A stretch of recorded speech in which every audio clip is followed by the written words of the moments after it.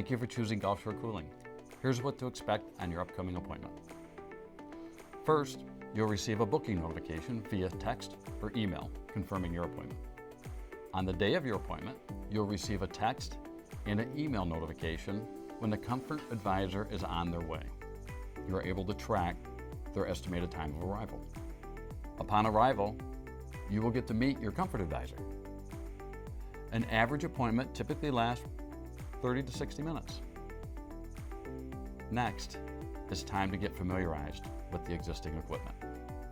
We'll analyze your equipment such as your air handler, your condensing unit, your ductwork, thermostat, and the electrical panel box. We will take pictures and videos for your file that can be shared with you. Now it's time to get to know you and your home a little better.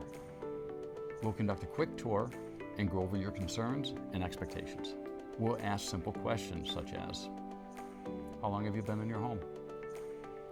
Do you have any indoor air quality concerns? Is this a short-term or long-term potential purchase?